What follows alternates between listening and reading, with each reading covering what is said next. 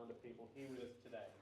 As business and community leaders, we reflect on our shared responsibility to listen, learn and contribute to a future built on respect, inclusion and opportunity for all. May this morning's gathering be one of reflection, inspiration and connection. The agenda today, so we're running a little bit late, sorry for everybody. We'll finish the welcome and then we'll move on to the education speech. Then at 11:20 we'll go to questions and then we'll close probably a little bit after 11:30, maybe around 11:40ish. I wanted to thank Kerry Bradshaw today, one of our strategic partners here today from Believe Leadership Academy, who'll be holding an event, a leadership education event in the coming weeks. Upcoming events, so we've got the Empower Leadership Within with Kerry Bradshaw, and that's on the 1st of July, so next month. That is completely my fault that those dates are wrong. I'm sure I updated them on the events are right, Moondog and Kerry. Just so everyone knows, June 24 is the Moondog networking night, and July 1 is the session with Kerry. Sorry, my fault. All good. So make sure that we jump on to our website, secure your seats and bookings for the Moondog networking event and for the leadership education event. Thank you. All yours, guys. Thank you, Byron. Morning all, how are you? All right, so thank you so much for attending today. I'm going to keep my session really brief because I really want you to benefit from the actual part about marketing and learning how to there's a small guide that you might be able to use for 2027. So my name is Hasi. I am one of the founders of the Global BPO. Everyone here knows what marketing is, right? Is there anyone who doesn't? Okay. So I think everyone's been marketed to before they even knew they would be marketed to, in some sort of way. Whether it's your parents, whether it's something to do with religion, we've all been marketed to in some sort of a way. Can someone tell me, just before I start off, Coca-Cola, if you take them, tell me about it. Nick, do you want to tell me what Coke stands for? Diabetes. 100%. And that's what you've been marketed to. No, You think the name and then the first thing you think of is the colour and the logo. Yeah. And what about the taste? Does anyone feel Coke when they say Coke? Like, do you actually feel what it does to your throat? Fizzy. Yeah, it's a fizzy thing. Like, I mean, you get thirsty after drinking, but you still feel like you need a Coke before when you're thirsty, right? And actually, if you look at the slogan, we don't really look at it. It says real taste. It's on the can or the bottle that we buy. It's real taste, right? So we sort of get sucked into these things regardless. We are all marketed to, but as small business owners, the main thing is we start doing that about our business, about what we do for others. What do we serve? What can we do for other people, right? So, does anyone know whose socks I'm wearing? It is FPC related. This is Smiles? Exactly, and I'm just showing the top, right? Has everyone seen this? Right? It's all right. Yeah.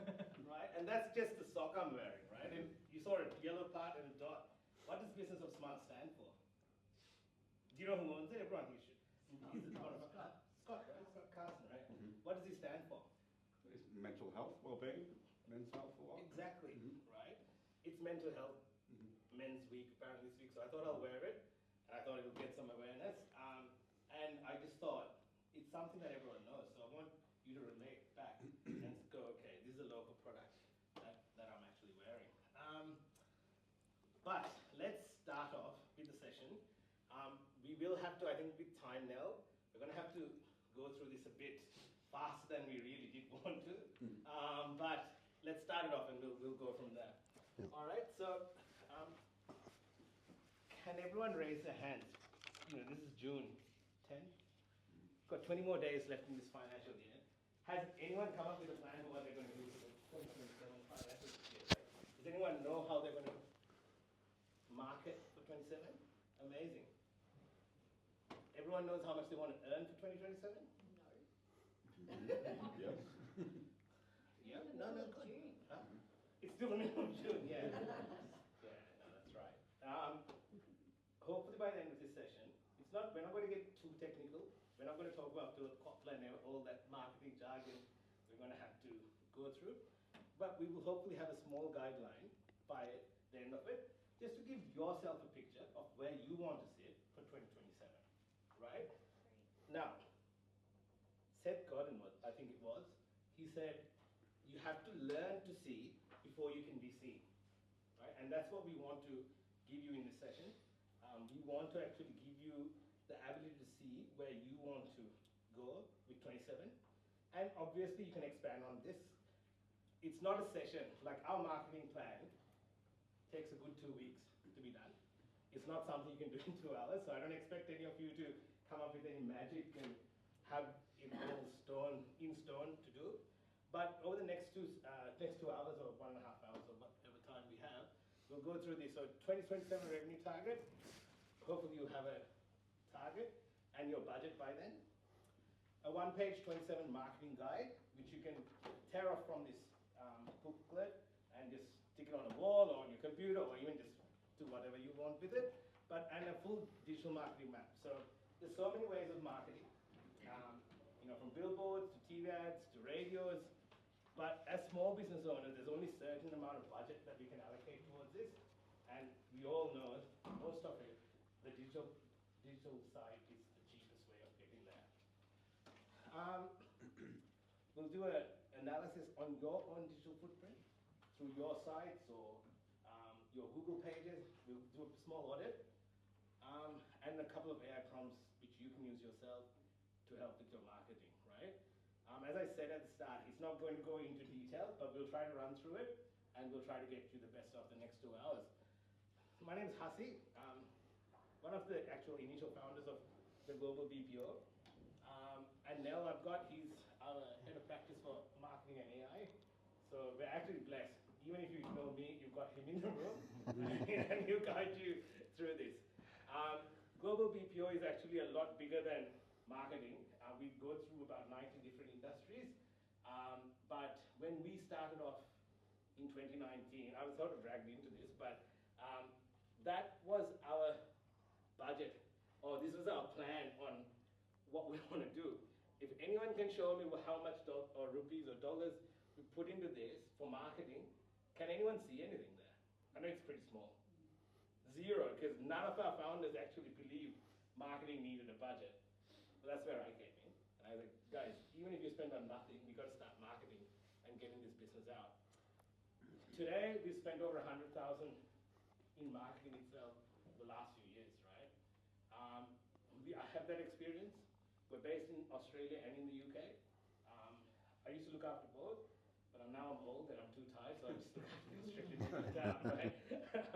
But yes, and we go through some real cases. 97.5% of businesses in Australia are small businesses, just like us, right? The good thing is, today's session is relevant to this 97.5%. We're not going to talk about marketing for the big companies here. This is going to be very much solely for small businesses, right? But look, I'm going to stop there.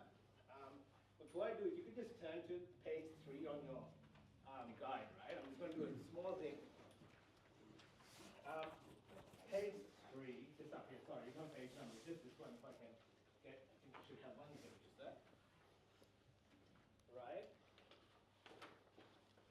So if you just turn to this thing here, so where your business comes from, right? Can everyone see that? Everyone's got a workbook, I take it? Yes? Yeah. If there's a couple more, if you. Just this section. Okay. If everyone can just write down, be honest with yourself, right? The percentage, where does your business currently come from? Is it word of mouth and referrals, digital, online? Or is it like post-box dropping? You just write down the numbers there. And while you do that, I'll hand you over to Nell. Let me just introduce Nell a bit. Nell's been in this game far longer than I have even thought about marketing, right? I'm not a marketing person, although we've been doing it. He is very good in that sense. Plus, he brings a lot of knowledge in regards to AI as well. And as we all know, that is the way this world is moving at the moment. So he'll be able to give you some tips and hints on some things that small business can do to improve that as well. So hand it over to Nell. Thank you. I'll be back soon. Thank you, Hasi. I know I'm all about theory. He's all about practice. So, there's a huge difference between those two. Right. I know everybody's writing, so we're going to try and go through this as fast as we can because we felt like there's a lot that we need to cover. But at the same time, we want to make sure that, we adhere to all of the, time constraints. So in this session, we're going to try and talk about, like Hasi said, everything that we can do in marketing for small to medium-sized businesses. When I talk, I know you have written down on your worksheets, how your marketing is like right now. Hands up if you have 50% or more of your revenue currently generated through word of mouth or revenue. Fantastic. You know what? What this means is you guys are doing a fantastic job because people won't refer you if you weren't doing it, right? And also, statistically speaking, 92% of consumers trust recommendations from other people. So if you were recommended by somebody, there is a good chance you're going to end up with that job. So that is the best way you can get business. But it comes with pros and cons. Word of mouth is really good, converts really well, but you are limited to your current market share or the people that you worked with. So if you only work with 10 people, the reach you have is very limited in your market share. That is key number one. That's why we always say, amazing to start with word of mouth, but you have to think about what you're doing later on. It's not scalable in ways that you want to grow. If you are saying, I want to grow 50% this year, if you're only going to rely on word of mouth, it's going to be a very hard ball game, scaling up.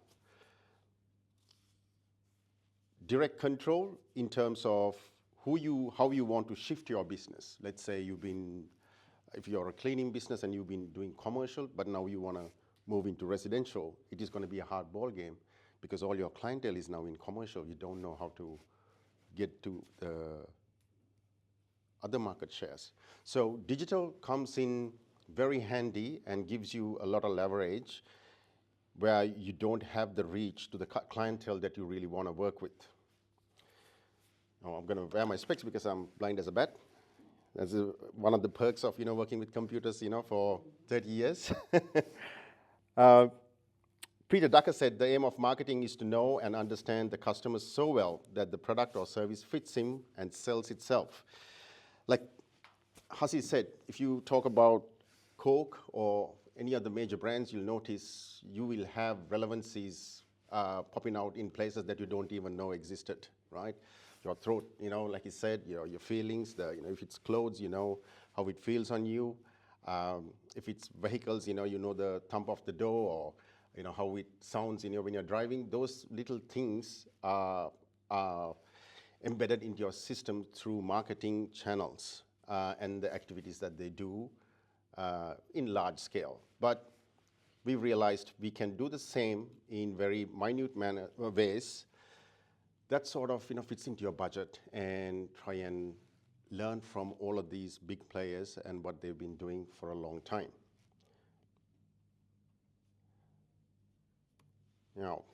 So because you said word of mouth is the best way to go about, and that's what you have at the moment, there is the first step of converting that word of mouth and credibility that you have with your customers through to the digital world is your reviews.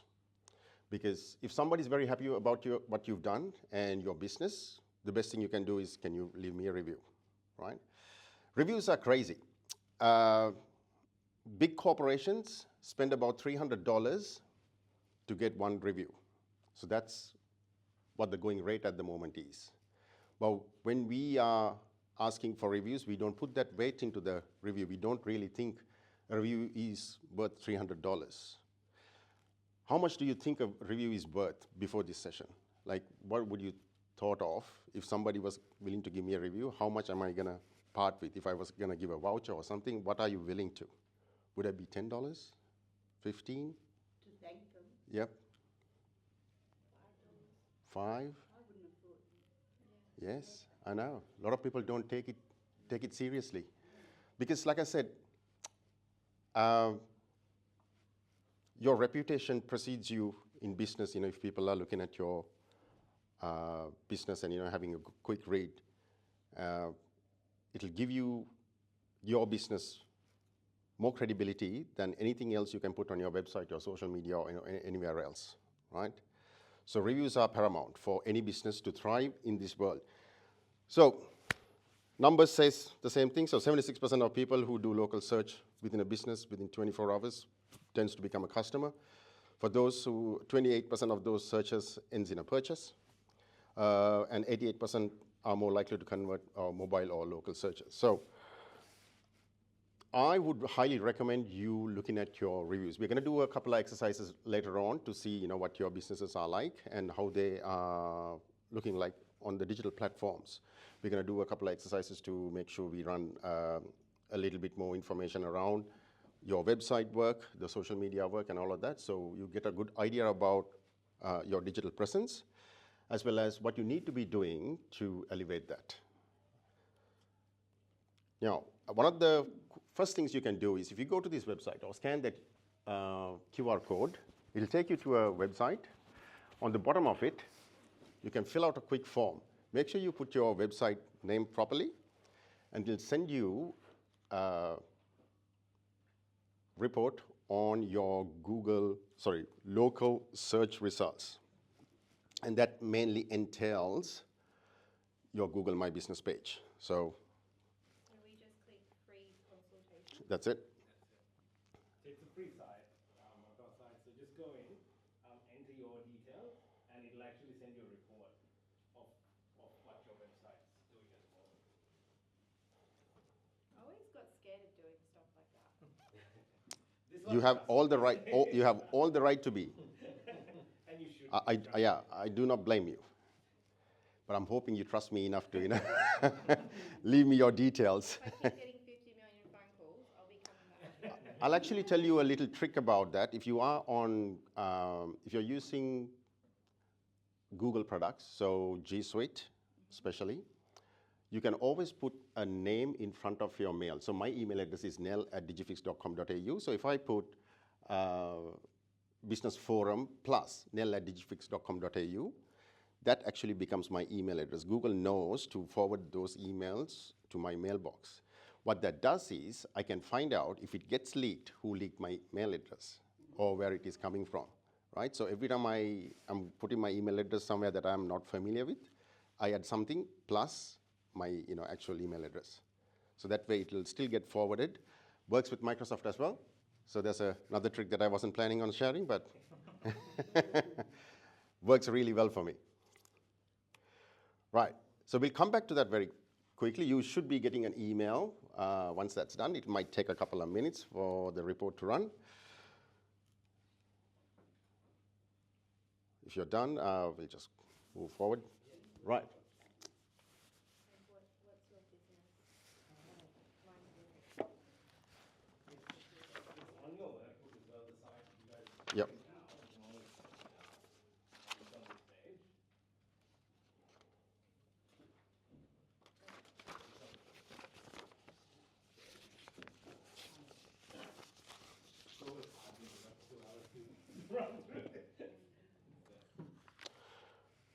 Right, so if you're spending money on marketing, every dollar you spend on marketing should be doing one of the 4 things. It's either getting attention, building trust, driving action, or earning and repeating, right? If marketing actually doesn't do any of those 4, stop doing it. That should be your clear indicator whether your money is spent the correct way. One of those 4 things has to happen, right? Otherwise, you're just wasting your money. So Seth Godin, one of the most influential marketeers of our generation, I would say, says marketing is no longer about the stuff that you make, but about the stories you tell. So we always try to tell a story. Coca-Cola doesn't sell Coke. It sells, what does it sell? Yes, enjoyment. Yes, fun times. It never says drink Coke. It says have a good time, right? So they've done really well honing in on that message. Every time you want to have fun or you're feeling down, you just want to have fun, think of Coke or any fizzy drink for that fact. And that's subliminal marketing. We don't really think of Coke, but here it is appearing in places that we don't even expect. So think about the plumber down the road selling the same pipes as you are, if you're a plumber. The accountant across the town using the same software, What separates the winners is the actual story that you're trying to sell. So I would recommend, if you do not have a story to tell on your digital platforms or when you see customers, you should try and derive one. It doesn't have to be crazy, it just has to make sense to you. Because we all get into business for one reason or the other, right? So I was talking to Bibi just before, and she was saying, I clean windows, and I was like, how did you get here? And she goes, well, 3 years been doing it, but it comes in the generation. So 34 years, you said?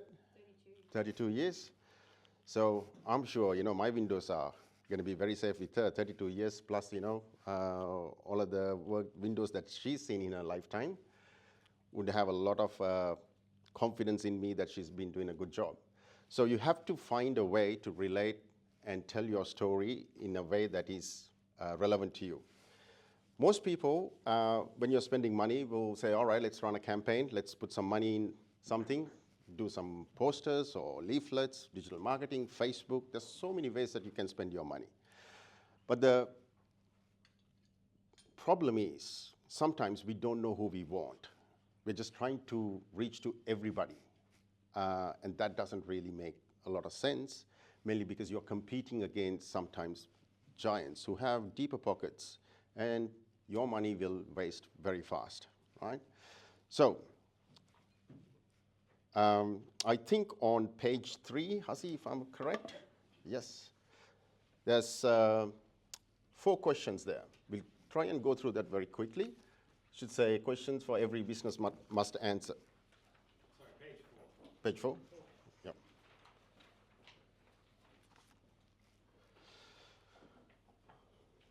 So it says, who is your ideal customer? What problems do you solve? Why should they pick you? And how do they find you? I'm very interested to see what you guys write down, because this differentiates whether you understand how your money is spent on marketing or not.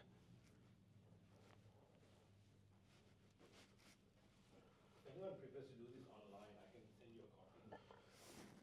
We'll have all of this available for you. Yeah, I'll forward all the Zoom presentation and the thing afterwards. But if you want to do it even now, let me know. I can.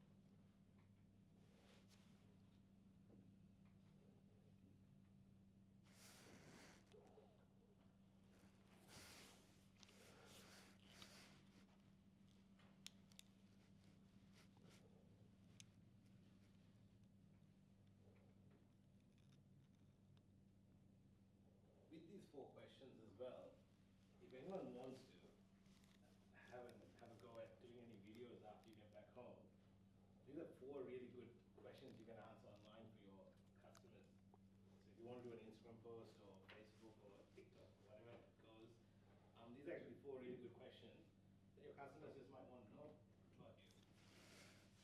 So it could be a small quick little video. Yep. So I want to try and get a volunteer to read out what you've written if you're finished with it. If anybody's keen, you can put your hand up and I'll get them to read it out. or I might have to force you guys. pick a volunteer. I think everybody's still writing, so I'll give maybe another minute or two.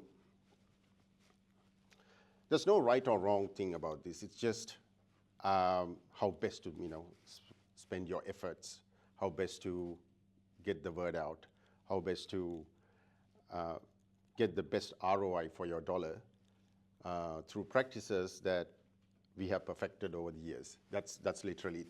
So there's no real right or wrong. Sometimes these things might not be the best, but we know if you stick to these, at least you have a good idea about where your dollars are going, how they're coming back, and what your real outcomes are for the marketing that you're doing. Right, any volunteers? Anybody wants to? Yes, all right. Sorry, what's your name? Sally. Thank you, Sally. Right, Sally, so who is your ideal customer? Sorry, can you tell us what you do? And I started a business called Link Locally, Frankston, okay, and it's a Whole lot of magazine that she's got. right. yeah, and So it's a magazine? Right, okay. but I started. I'm a graphic designer, and I started helping businesses, and was passionate about it. So I thought I'll come up with my own directory. So that's Link Locally Frankston. Yep. And it's every business that goes on it has its own little website on the listing. And I was hoping to get up in Google, so I have no idea how to do all that. Yep. And then from there, I thought, how else do I help my businesses? So I created this Frankston magazine, and like Nick's in it, so he supports it. Right. And, so Kudos it's to all you. a bit muddly. Right, but at least you've gotten a good start. So kudos to you. So who's your ideal customer? Everyone around Frankston and surrounds. Right. Yep. Okay. Okay. And what problem do you actually solve for your customer? Being visible, you go to Google and you don't know if those people are local. If you do a Google search, all the ads come up first, and there's a lot of time that people get seen from over the other side of town because they pay more. So my Link Locally website is just for Frankston residents, so it's meant to be trusted. Right. Okay. Do you do any checks, just for my information? Do you do any checks when people try to advertise on your website? It's not really an advertising website. It's Okay. just like a directory, but Yep. with their own web page. Okay. And my God Love Frankston lives there too. Okay. So how would somebody get on it? Or There's a subscription right. that they fill in. Okay. And their details come to me, and I check up and make sure they're in Frankston. Right. Okay. Yeah. And there's a lot of directories. I know you said you're trying to be local. Why should somebody spend money with you instead of Yellow Pages or local? $50. Right. Okay. So it's I want it, if everyone gets on, then at the moment I think I'm number 2 Okay. in Frankston. Okay. But if everyone got on, it just takes everyone to know about it, which I haven't really marketed. Marketed. Okay. Yeah. All right.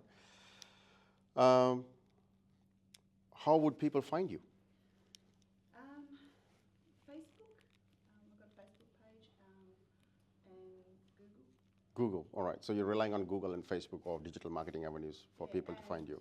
In Facebook, I can't advertise because somehow It's a service. something wrong. Facebook don't allow services to be advertised anymore, so it's a tricky space. So people always try and attach a product to a service and then try to sell it. Yeah. So I don't like Facebook. Yeah. Because you don't know who's going to see you. Yeah. Right. Should Okay. be other reasons to find you. Sally, thank you so much for sharing that information, which is really good. Now, being on that space, I know what she's doing is really valuable for any business here. Number one, Google looks at local backlinks. Now, if your little directory listing has a backlink to a customer's website, and you have a lot of people advertising on your platform, you become an authority figure on the internet. and everything that you link out to becomes reaps that benefit in a little shape and form somehow.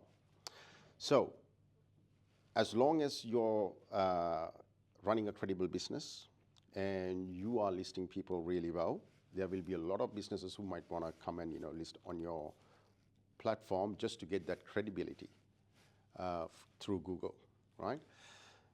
The way I see it is, I know you said you're trying to sell it for businesses that are physically in Frankston. Now, the way I see it is anybody who wants to sell in Frankston, right? There could be a lot of local services that might be looking at Frankston as a possible hub or a market share that hasn't had that opportunity to get into. So that could be something that you want to share and expand out to, saying if you want to sell in Frankston, you should be coming in, not just being a business in Frankston. That'll open up a lot more opportunity for you to sell to other markets. The other thing I'm thinking of is you should really hone in on the fact that you have a business page. So a lot of people who don't have the budget to open up their own website could call your page a website. Google has the same facility to show some details about your business or your service through Google My Business, which just comes up as just a single page. So if you really don't want to spend money on a website, Google has a free service where you can go and build a website. Or a lot of people use directories because the more you go in there, the better it becomes for the visibility for that business. The second thing I want to say is, do you take reviews on your website? No. You should be, right? You should be either attaching the Google reviews to your website, or you should give an opportunity for people who are coming to your website to leave a review for the business. So that, again, builds a little bit more authority on your side. How Google works is it only wants the best for its customers. It doesn't care about people who really spend money. Well, when I say they don't care, what that means is there's a lot of people. There's enough people that are willing to spend money on Google. So their real asset is the customers who are searching for businesses. If they disappear, they don't have a business model. So they always protect the people who are using Google to search for other things. They know if they protect that, people will come and spend money on marketing on their platforms. Unfortunately, that is shifting very fast towards AI these days. So I think about 3 months ago, the percentage of people who are searching for businesses online shifted as a majority to AI instead of Google. So that is also another space that you have to look at, because what this means is people are now more familiar with AI engines and wants to get a single answer instead of getting 10 results on Google. And why do they do that? Because AI can go and read all of the reviews, check what you're really looking for, and give you a single answer saying, listen, I know what you're looking for. You're looking for a plumber at 12 o'clock in the morning in Dandenong or Frankston, and this guy is open and has really good reviews, and he's worked at 12 o'clock at night in many times, and I can see that on the reviews, so call this guy. So that way, you're not really juggling 3-4 people like in Google and trying to speak to 3 people before you get somebody to come. Google hasn't overlooked that. So in Google searches now, if you switch on the AI feature, you will notice it also tries to give you one answer. I don't know if you tried that. Yes? So how do you get on that is also a big question, because nobody is letting you advertise on AI engines yet, apart from OpenAI. So OpenAI just opened up their ads platform last week, but that is not including Australia. That's Canada, USA, and New Zealand. So they're only letting people on those 3 countries to advertise, but what that means is they're coming very fast. You can go and register on OpenAI website to have that facility available for you when it is ready. I would highly recommend going and doing that, because at the beginning, it'll be dirt cheap, just like Amazon really marketed their shit out when Google started their ads platform. That's how Amazon really, got a step up, because nobody was advertising. The dollar was really good, the return was really good, so they were just hammering it left, right, and center. This is your next opportunity. So go register yourself on chat.openai.com, and ads.openai.com, and have that platform ready for you, available when it's open to the country. Now, these 4 questions, what you really need to understand about your business, because this will help you save some money. She said Frankston. Now, if I'm in Dandenong, if I'm trying to market for Dandenong and I look at your website, I know I shouldn't be contacting you, right? What that does in turn is I'm not wasting her time giving her a call or sending her an email, because I know it doesn't say anything about Frankston. Dandenong, if I'm trying to do Dandenong. So same way, you have to really hone in on what or who your customer is and who you want, looking at your entities, or calling you, or wasting your time with.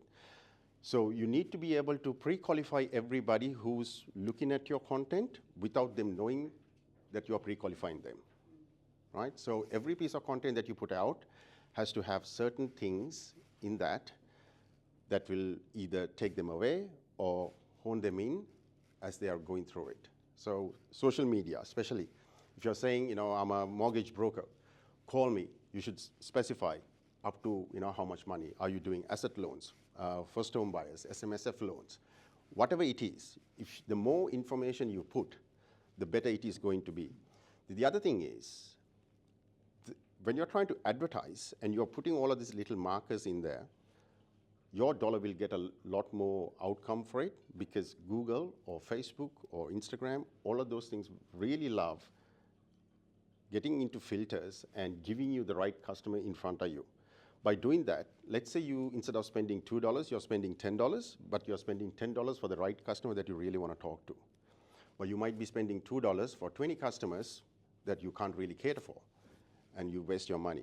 Most of the time, that is what's happening. You think you're doing marketing, but you're marketing to the wrong crowd. And because of that, you get disappointed with digital marketing very fast, because money just flows out and you get no outcome whatsoever. So always go very, very, very granular at every opportunity you get. So April Dunford wrote a book called Obviously Awesome, that I recommend to every business. If you haven't read it, hands up if you've read it. No? Okay. And there's also nice words saying deliberately. So not by accident, but at something, not best at everything. That is one of the key words that they are saying. So we are not really best at everything, but we are really best at something. So honing in onto a niche makes you more appealing to customers. So don't be afraid to say, when I was talking to Bibi, I know I only got 5 minutes, she said up to 3 stories. I don't do any more than 3 stories. So it's a little niche that she's got going, right? So you should say all of those things at every opportunity you get, so people understand what you're doing and they remember you for that. Otherwise, if you just say, I'm a window cleaner, there's a million window cleaners, right? 32 years behind me, I only do 3 stories, and I didn't get to ask you which areas you serve, but I'm clearly sure, you'll know where you can serve. So those things are very important. Right.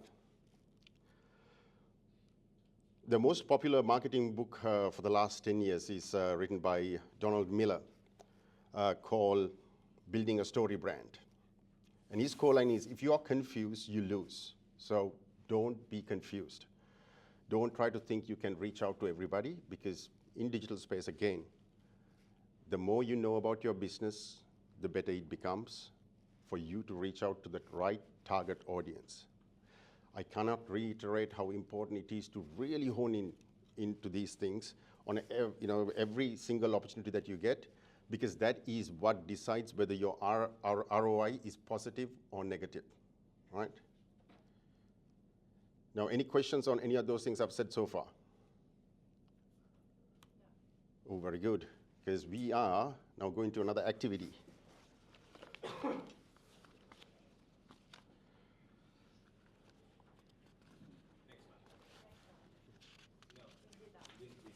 Oh, yeah, sorry. Yes, money plus your target, yep.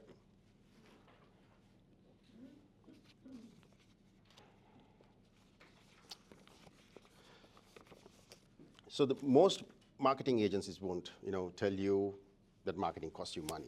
They all say now, do marketing, you'll make more money. But the reality is, at the beginning, you'll probably lose a lot of money to do marketing. Why is that? Especially when you're trying to do marketing, you're trying to figure out who your actual customers are, or because you're trying to do something that is new to a segment of people that you've never reached out to. So you really cannot go and, if you're starting digital marketing or print media or whatnot, it's very rarely that you break even at the very first go of it, because you're trying to figure out how they resonate with you. So what we say is, marketing is an investment at the beginning. You have to make sure that you fall forward. You learn from every mistake that you do at the very beginning, and then you keep going, because we know it works. It's just that most people give up on the first iteration. So you have to have a very good conscious idea about what your budget is. That is why this is important. You take your budget and then you divide it into sections and say, all right, this is how much I'm going to try on the first iteration. This is how much I'm going to do on the second iteration. I'm going to try and do Facebook, or I'm going to do Instagram. I'm going to do Google. So depending on what you're trying to sell, it could be a service, product, area, locality, maybe it's a premium product. All of these mediums behave differently. So I cannot come and tell you. I have a vague idea what works where, but it is not always the case. So you have to really test most of these areas to check what works for you, especially if you're limited with budget. If you have a large pockets, deep pockets, this doesn't matter. But again, no CEO is going to put their money if the return on your investment is not healthy. But if you get into this knowing that this is going to work at some point, then you know how to keep attacking this. Right, so if I can get you to answer these questions very quickly. Yes? Just when we're doing this, are we working out the budget for a marketing plan for digital marketing, or are we looking more broadly at all of the other areas? All of the marketing that you're doing at this stage, right? Because marketing is marketing. It doesn't matter. I mean, if you want to grow your business, all you want to do is marketing. It doesn't matter whether it's digital or physical or print, billboards, whatnot. Yes, yeah. It doesn't matter. What you're looking for is new customers, so it doesn't really matter. But what this shows you is roughly what your budget should be, because like Hasi said, when they first started, their budget was zero, and it's impossible to grow with a marketing budget, at least at the rate that BPO has, the global BPO has, blown up in the last couple of years without a marketing budget. So we really need to understand what your marketing budget is and how important it is to spend it wisely. I have another question. Yes. What if you don't know an answer? Because That's okay. you, like, for example, it says average job / customer value. I've only just realised that I should know that. 100%. But I don't know it. Well, that's something you'll be doing as soon as you go home. We have different pricing for different services.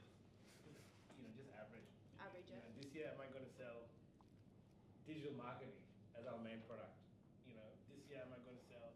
So in yours, I don't know about the business. You will be sorry, but what are you going to sell this year? Like, are you going to do commercial properties or residential? Yeah. If you do commercial, how many properties do you do, or what do you charge? Okay. As opposed to if you do residential, how many do you I know that. Yeah, so something just to get your budget is to actually help yourself in regards to the service that you offer. How much revenue do you want? Like, to be honest, this year I said I want to go 4 folds on our revenue, 26, right? And that was hard, but I did it because I know BPO industry is very limited with time, with AI coming in. So I want big revenue coming in so we can expand more towards AI, right? So I didn't go double our revenue this year. I said, I want to go 4 times, right? And that was a big hit on everyone, but I said, I don't want anything else, but I want budget for that. And that's what I did. So like that, you understand where your business is. Maybe you want to do 10,000 more, 100,000 or 500,000. Come up with a budget and then try to, because it's really hard coming from a non-marketing or sales side to come up with a budget for marketing. I'll be honest, it's one of the hardest. Like our CEO doesn't try to cut the marketing budget as much as possible. This is Pinto, and you met him, right? But my theory on the other side, I mean, he's all good, but like when it comes to that meeting, it's never a pleasant meeting. But I always say, look, if we expand, I can give you this by the end of this year. So as small businesses, it's really hard to decide on that budget. But you've got to go for something, right? Otherwise, you're not going to get very far. As you know, as you can see, the marketing investment benchmark says it should be 5 to 10% of your revenue. But I can guarantee you, if you're a small business, that number is a much higher number, right? Because you're still figuring out what works. So you're putting money in places that might not work for most of the time. It could be a dinner dance you're advertising on a magazine. It could be a billboard that you printed out that you're hoping to, take out to places that you never get to. It could be leaflets that you did on a mail drop that nobody actually, received. You don't know how it's going to go out. So, but the thing is, you have to have that mindset that if you have a certain amount of revenue, you should have a budget for market if you really want to grow. Yes, word of mouth will work, and it's cost-free for most of you. But at the end of the day, if you really want to convert your business out of a hobby into a actual revenue generating, somebody else can run for you, you really need to work out what that number is. And with word of mouth, it's actually not a cost-free thing now. Yes. There's a lot of work that goes into getting a proper review. Like even for me to say, okay, Nick's really good at what he does, Nick would have to have gone out of the way. He would have probably spent a lot of time talking to me. Nothing's free, right? So any kind of marketing, even word of mouth, is actually not free. And then he has to stay with, like I have to work with him for a while to understand. So all of that is time. So if you really weigh it up, it's not free, right? But Sorry, I have one more question. Yep. When you've done like step 2, which is like your 2027 target, Yep. and then you minus the gap, and then you've worked out your marketing budget, do you then add that marketing budget number to the gap so that you're actually making the money that you wanted to make instead of losing money? Does that make sense? Okay, guide only. So this is probably not the best formula for you to have everything in there. Okay. So, but I can send you some more detailed information how you can break it down. This is just to get an idea about what sort of money you should be spending. But like you said, yes, you can do it that way. Take the gap and then divide it and then see how much money you have to spend. Yeah. But if you really want to hone in on and then really drive into it, you have to look at your cost factors, your P&Ls and all of that, and then your size of your customers' products. Yeah. Yeah. So just get an idea from this so you understand how it looks like. So that's the example that we've said.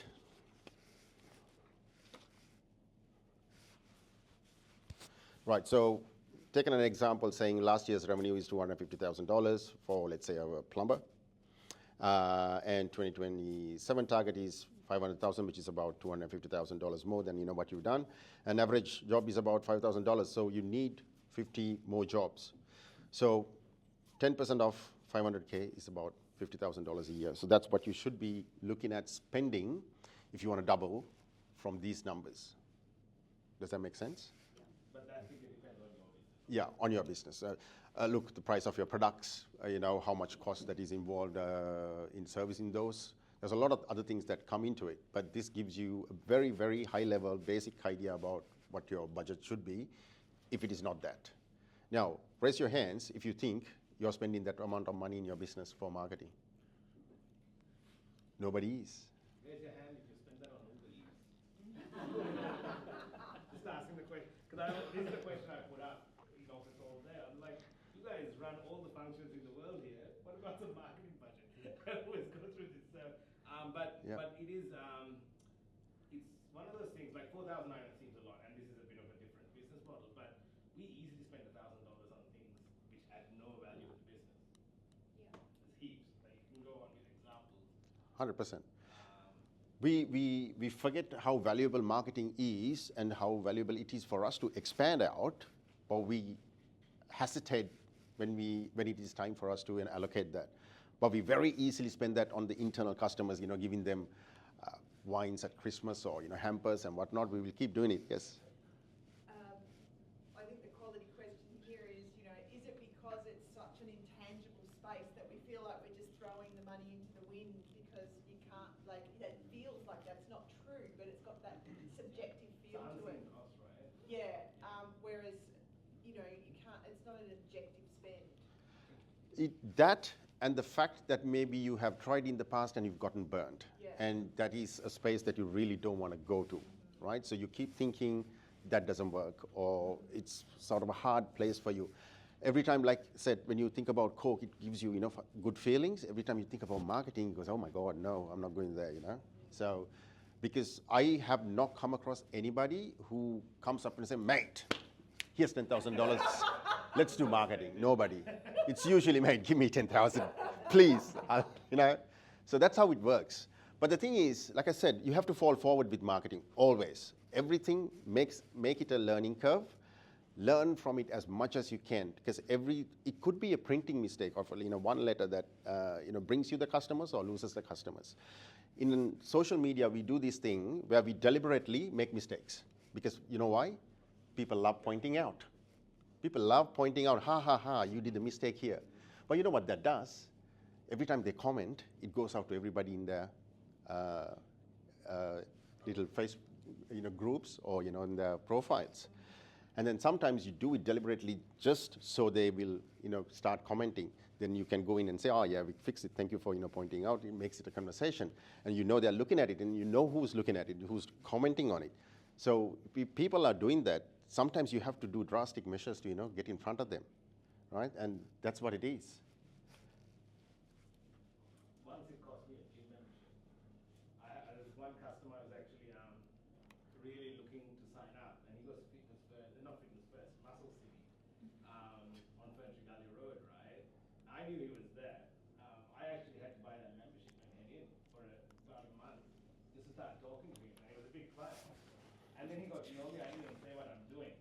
And then about 3 months later, we signed up, and it was like $150,000 for that year. So, but I didn't take this. I didn't go to but it worked. But sometimes, yeah, you find customers at the weirdest places sometimes, and sometimes that costs. It can cost you too. It can cost you too. You just have to know how. Again, if you do it as a mistake and it felt like it worked, you should try it again and see if it works again. Because that's why I said it's all about research and applying it again, rinsing and repeating, right? So you'll notice some people do it really, really well. TikTok does it really well. Anything that's on your feed from TikTok is because they are rinsing and repeating it. It's not anybody who's done a TikTok video. You'll notice if it goes viral, 1 million people will replicate it very fast, and you'll start seeing the same thing. Could be the same song, same background, same dance move, but people will do it. It works. Right? So. I'm a very anti-TikTok person, but it works. It just works. Yes. Interested to know the budget that we're talking about here. You've got marketing spend, and then you've got spending on someone like yourself to support our marketing spend. Are we looking at that $4,000 that is inclusive of spending on someone like yourself that includes the marketing spend? 100%. So. When you allocate a budget, it's for your entire marketing budget. It's not for somebody to come and speak to you about or whatnot. You just know this is a number, I want to spend it. Again, different avenues that you can spend it on, but it's up to you how best to use it, right? The good thing about coming into an agency without doing everything by yourself, not that you can't do things by yourself these days, is that we've been burnt a million times and we understand the market segment a little bit better than you might be. We also know the knobs that we need to turn a little bit better than you might not be, right? And also, why do the same mistakes that we've done and learned from if you have the opportunity to, spend a few $100s on us and get better ROI than waiting and burning your budget through and not getting that results. Because when you engage us, we usually give you indicators as to, what you should be looking for, and that entails a good plan of where you should be heading at some point of time. We can't always guarantee marketing. We can't say, look, if you give me $100,000, I'm going to give you, $1 million back in return. But we can tell you, okay, this is the plan. This is what we are putting it out on. let's do the service, let's find out, how this is working out, and then give you some sort of an indication what is working for you and what is not, and then we'll allocate the budget accordingly. So we have a plan to work on instead of just blindly just putting money here and there. That includes the Franklin Business Chamber membership. Yeah. Whatever. 100%. Because all these things add up, right? So all the chamber memberships, everything adds up to marketing. It's not just digital marketing, but just to get it. Because sometimes it's like going to the gym, right? And I'm really bad at this, but I'll say, it's like, am I going to get up at 4:30 in the morning? You got to set the alarm, right? And that's what we're doing, setting the alarm, just getting a rough expectation. Okay, I'm going to spend X amount. I want to earn this much. I'm going to spend this much on my budget this year, and see if we can get some returns on. You generally do if you set an expectation, right? As I say, you improve, but you focus most on, right? And that's what marketing is about. So. Right, I think on your page is that, Asi, I know there are no page numbers on this, so I'm guessing it's page 6 or 7. This one, if you fill this in, this could be the one that you keep and come back to make sure that you understand how much you allocated and what you are looking to spend on your marketing going forward. It's not doing a full budget, as in, this is just for your marketing, but Yeah. how much you want to grow, allocate 10%. That's what 10% is actually the higher end of it. There was a Deloitte survey done, and they said 10% is the higher end. If you can do that, that's amazing. And I think they'll Yep. probably go through this as well.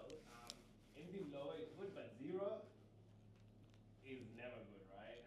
And the real thing here you're playing with is actually not the marketing budget, it's your time. How long am I going to be in this business without earning money?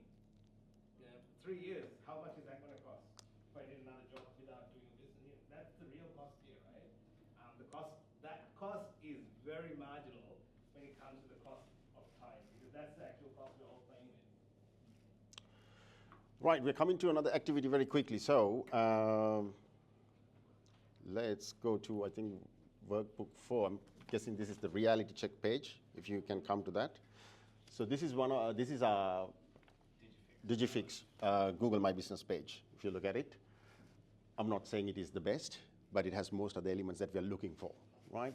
So we're going to do a quick activity to get partners in and then try and Google each other's businesses and fill the information in here to see what you can see on your partner's business page on Google. So if I can get everybody to sort of partner up quickly. Yeah. Or you can be in groups of 3, because this will give you a little bit more insight. Oh, yeah, okay, yeah. Go for it. Yeah. Yeah, so you might have to Google your business quickly and have a look, but fill the information in. So you're doing each other's. Yes. Yep, same? All right.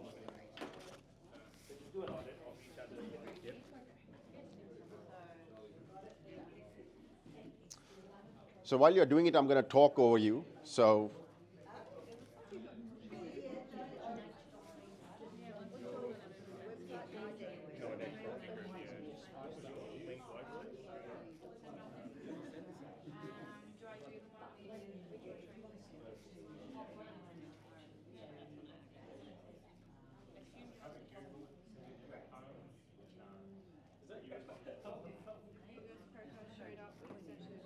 No, that's what I've done, but I think I've got one still on there from, there's your website, though.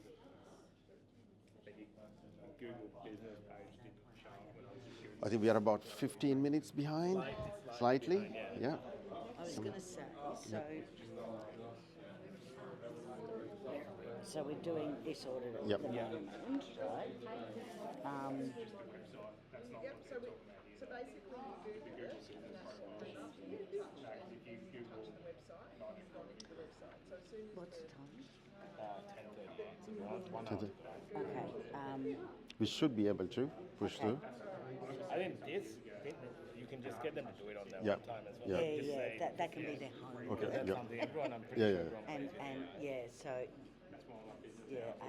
It was interesting yesterday at the Careers Expo I was at, with the kids talking about, we were just chatting to them saying, what do you want to do? And they said, we really don't know now because AI has changed everything. Everything, yep. We don't. There was one girl that said, "I thought I wanted to be a graphic designer, but that's pointless now." Yep. And I thought, well, no, it's not. That they still need those jobs, but the way you do them will be different. 100% different, yep. And what she needs to become is the expert in creating the AI content for people. And the prompting. Yes, and that sort of thing. We're gonna. Is that right? Excellent. But, you know, We're going to touch base that's- very slightly around the AI stuff as well, so Yeah, just to give an idea. And I thought, Yeah. you know, I'm glad I'm at the retirement end of my career, not the starting of, but my daughter is. But interestingly, she's picked that.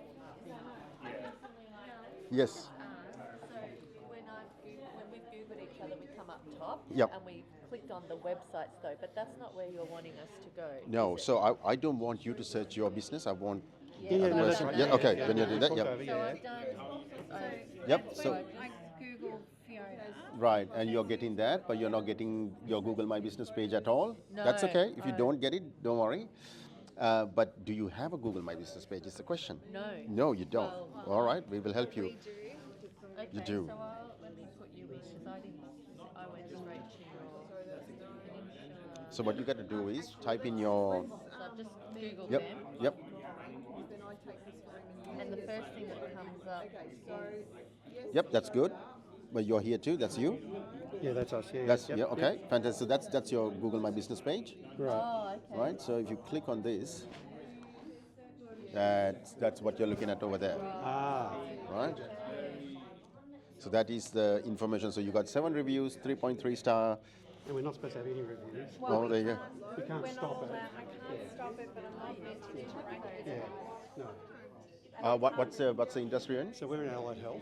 Ah, yes. Okay, you're not supposed Ethically, to. we're not allowed to have. Yep. So we But can't people will stop still- reviews yeah. happening, but we also You then can't ask for it. interact. Yes. And so when we get negative reviews, if you have someone who has something to say, you can't Do anything about it? Yes, 100%. Yes, NA. yes, Those in under 3. 100%. But it doesn't hurt to have 5-star reviews, all throughout, right? No, that's right. Yeah. I don't know how, it's a really tricky space for us to be Yes. because I can't solicit reviews. You know what? I'll tell you some numbers. 80% of all disgruntled customers will leave a review, whereas only 5% of happy customers will leave a review. So your reviews are against you from the beginning, because you're not. If you don't ask for the happy customers, only 5% is going to leave something. Yeah. But the reason why disgruntled customers leave a review is because they don't feel like they've been heard. If you give them an avenue to voice their concerns, it could be, if it's a restaurant, it could be a waiter, it could be a receptionist. Some of the people who've left reviews for us aren't even our clients. That could be competition doing, shitty things. So, So this is where it kind of makes it really hard. Yeah. And I think I've done a little bit of response, particularly when it's not our. So you won't necessarily be able to put a pin on the map when you do that, but you can still go through and put a lot of information. Opening and closing reviews. Yeah, 100%. And super easy to do. So yeah, some of these things you can't really, Yeah. That's fine. Go through. Literally Google. So this, I did engage in this one. Yeah. But, Isn't it funny how it's just become such part of our language? And then but yeah, I'm not, it's really hard. I don't know how to get, because we Look, it's had about, none up until. with reviews, your only trick is, I know you can't, but getting, voicing the need for reviews from good customers. Every time you feel like they've had a good experience, if you can tell them a review would be nice, it's good, but you can't do it, right? So you're in a catch-22 situation, unfortunately, But what you can do is make sure that all the other details are correct on that. So you can double check in to make sure that all the other details are correct. The address is correct. And one, yeah. No, I saw you had the right place. Yeah.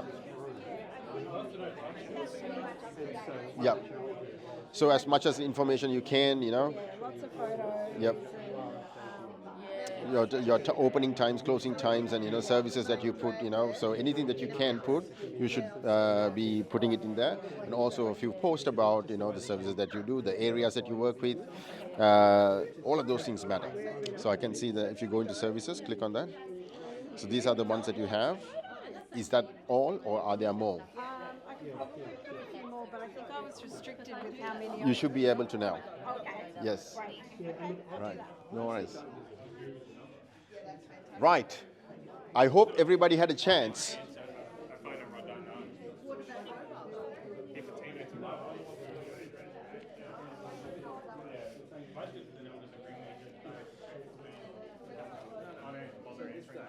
Any table has 10 out of 10. Anybody who's... Yes. No 10 out of 10s? Right. Anybody's got 10 out of 10? No, not this side yet.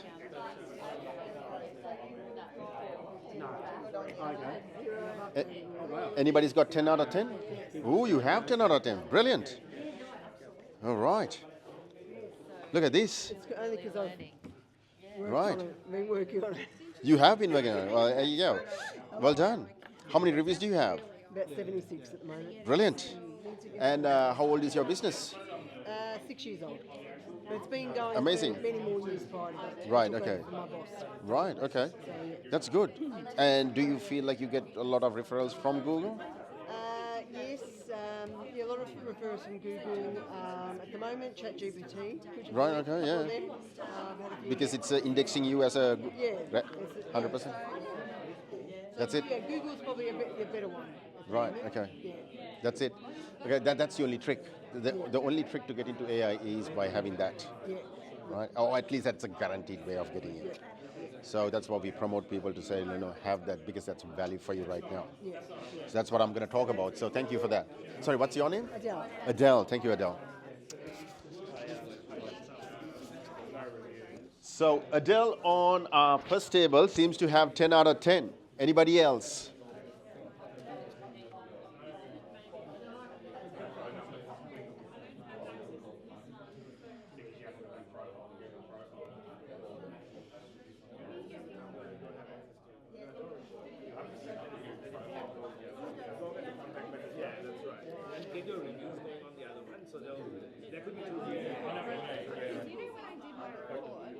Because even people like my hours.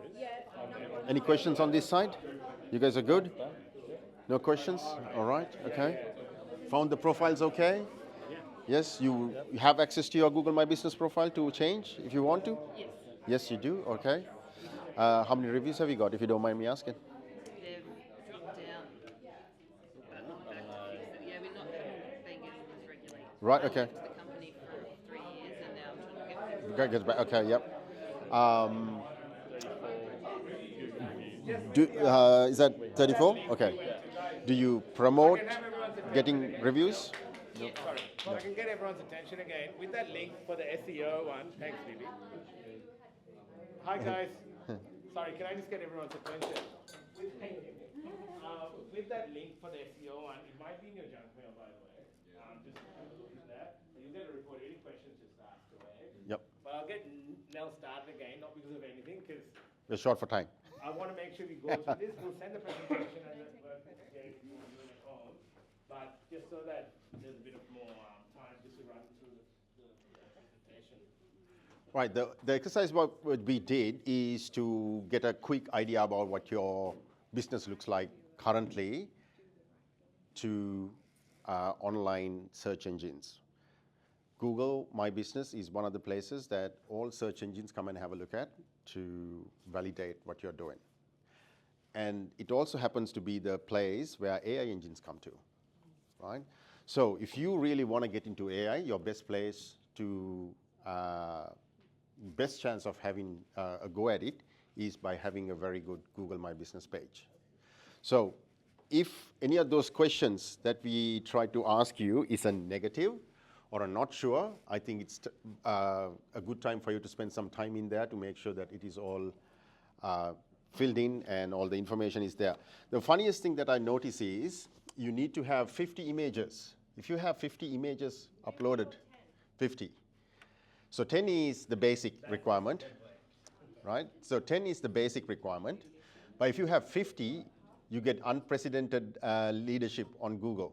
So go and put 50 images in there and see what happens. So that's one of those tricks that we've come around through trial and error. And what about the Google reviews? Because somebody said you should have over 30 Google reviews for you to rank higher. Is that true? Depends on what your competing market share. So your competition, what do they have is the question. Oh, okay. It's not really how much you have. So in your area for what you do, You the have other to beat. people have 5 and you have 10, you automatically get, You have first to place. just beat your competition. Yeah. Sorry, I've just got another question about Yes. Google reviews.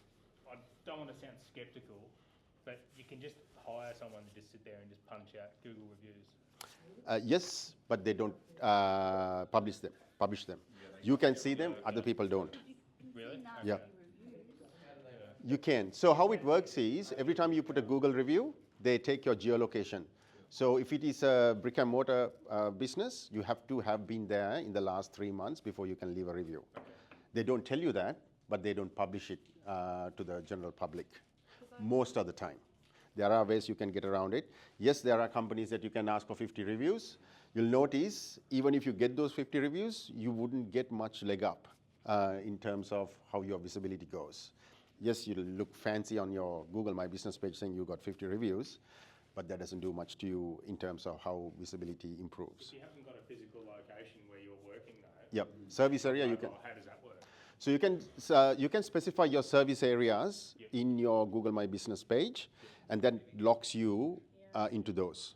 So you can say I work in Frankston, Dandenong, La Peninsula, whatnot, and then it has to be there. So somebody from India can't come and give you a review, and then Someone in Frankston that I've never worked with though could come along can and do. just Yes, and bullshit their way through. 100%. About getting to that as Yes. Don't you respond? Like, isn't it that saying, like, all publicity is good publicity as long as you respond well or something? Yes, 100%. But if you can omit getting into that situation, that's even better, right? And he's got an AI prompt for that as well. Yes. So we'll talk about how to respond to reviews very fast with AI. But what I want to the whole reason why we want to do this exercise is because these numbers that we've found in the past through verifiable resources. So Bright Local did a research in 2024, and they said most of consumers read online reviews for local businesses, which is true. I have never gone to a business, not even to a cafe, without looking at a review. It's actually 2026 stat is 97%. Yeah. So 2026 Bright Local review stat is 97% of people read online reviews before heading out. Yeah. If you're running a hospitality business, it's paramount. I was just talking to Adele here. She's got 10 out of 10. So if you can all give her a big round of applause.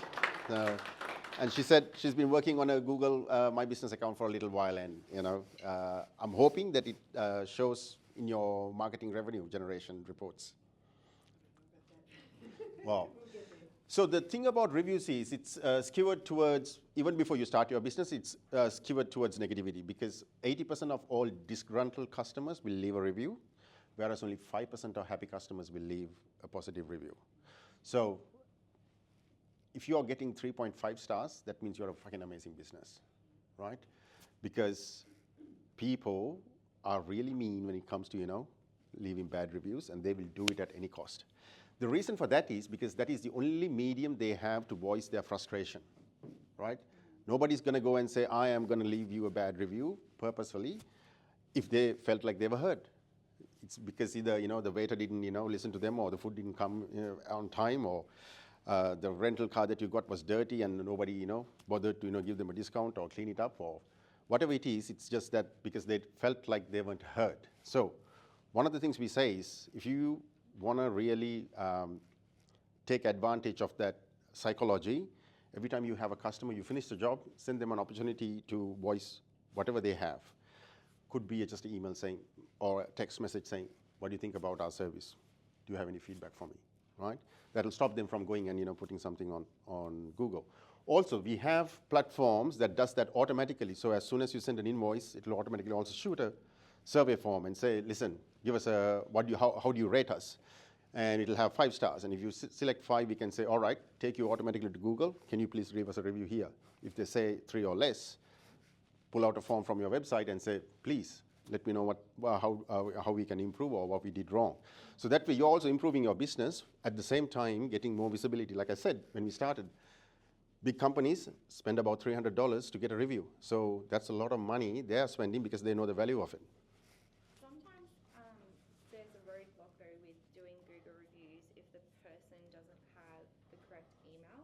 Like I know I've been there with somebody and then they try to leave a review, but then they can't because they have to log into their Google account. So then, is that so? Everybody's kind of facing that issue. Is there a way around We it? talk about Google as it's the only platform for reviews. There's about 28 different platforms in Australia that you can use for reviews, right? Including Uber Eats, they take reviews, right?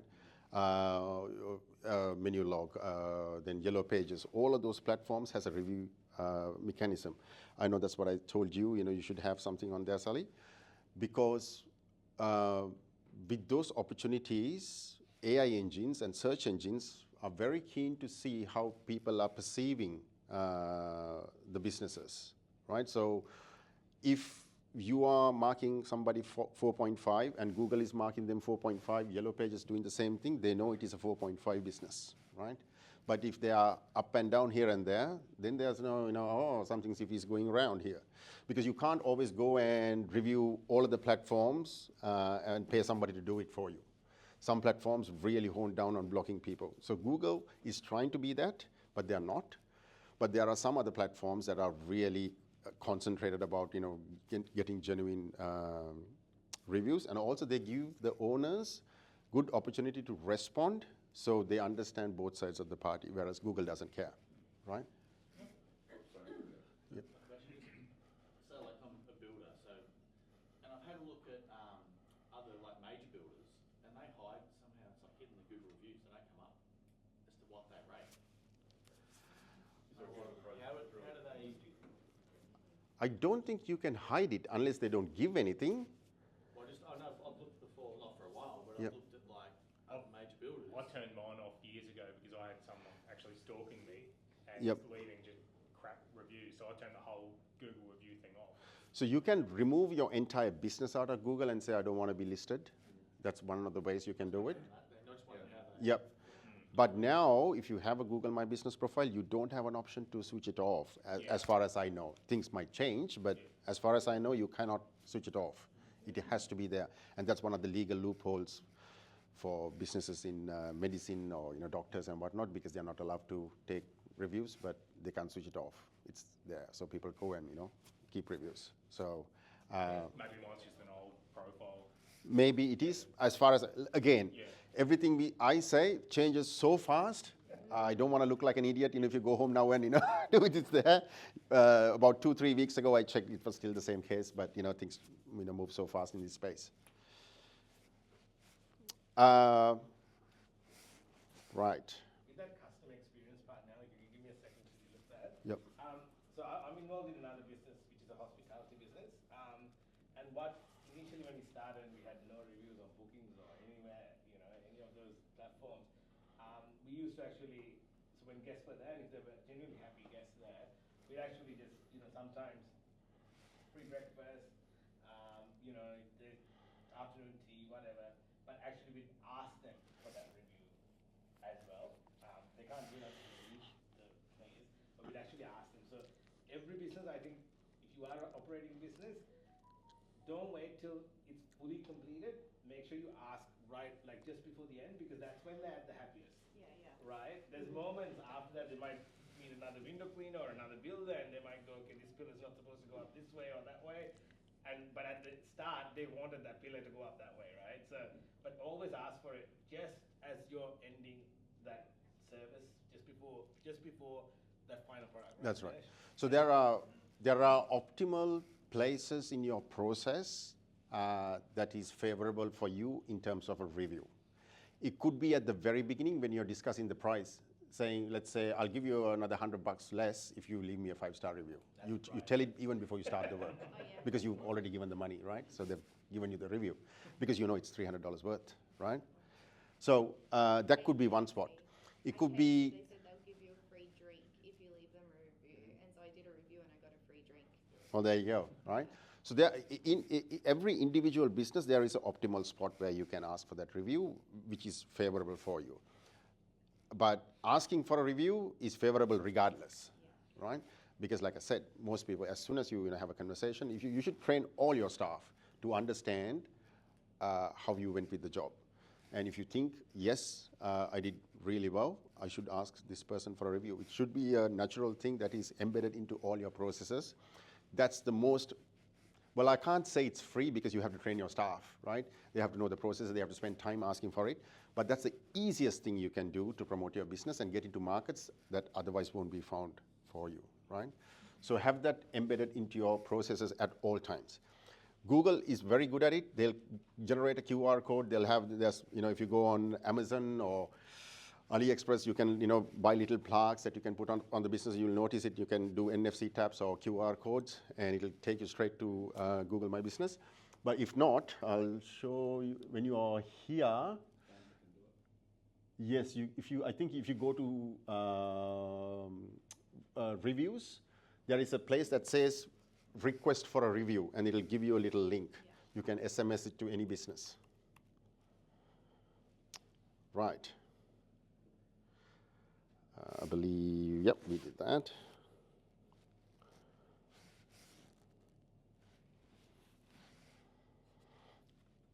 Right. So the other thing that is very easy for a small business to do is answer in the public. What that means is, if people have questions for you when you go to pitch for a business, and they ask you, oh, how much is it? Or what's the color? What time do you normally come? How long does it take? All of those things that are embedded in your brain that you know by heart, it's still questions and answers that are just in your brain that nobody else can see. What you should do is every opportunity that you get, write them down, publish it. Now, it might be sometimes hard to put all of the costing because different customers have different requirements, and those things might change. But what you can do is indicate what those are.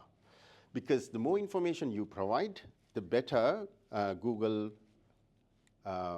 views you as a credible business. So that could be on your Google My Business page. It has a separate FAQ section where you can have questions and answers. It could be on your website that you have a FAQ section. It could be on your social media post that you are posting about something, and you can answer questions for customers. So I know we work with a lot of mortgage brokers and bankers and people, and they always talk about the interest rates and little things that sometimes resonate really well with people. So you have to answer the questions that a lot of people don't have. Now, you'll be like thinking, oh, do I have time to do this? Again, if you don't have time for marketing, you're in the wrong game. You should get a job. But if you're in business, you really have to think about how you market yourself. So, and this is the easiest way, because if customers of yours are asking these questions, I can guarantee you there'll be a million others who have the same questions, right? So do that, and Google will give you presidency over everybody else. Right. These are, again, some of the really good books and authors that we love. So Anne Hardley said, make the customer the hero of your story. So if you look at TikTok, you'll notice there's a lot of videos that are taken out of the businesses about customers' engagement. And if you can do that for any business that you are in, I know with the exception of medicine and healthcare, if you can say, listen, can we take a quick video, just like we are doing today with those two cameras, this can become content for you in the long run, right? When we first did the exercise about who your market customer is, why you are selling to them, or why they should come to you, those are little clips that you can ask customers saying, why did you come to us? What do you think about the service we did? Very quick videos. Put them up on all your platforms that you can, This will become better than any marketing that you can actually pay for, right? So a lot of businesses, again, this is also becoming a problem, mimic real customers with paid actors, right? So you'll notice a lot of businesses, especially fake ones, lotteries and whatnot. You'll notice when you go to their website, there'll be like 20, 30 people talking, saying, oh, I love this, I love that, I love that. And you can very fast identify if they're saying the same story and they sound too good to be true. It is possibly too good to be true, but that's because they're playing to the strengths of the search engines. So when, we bought these pills because Carl Stefano said to, and I don't think he did. So how does that happen?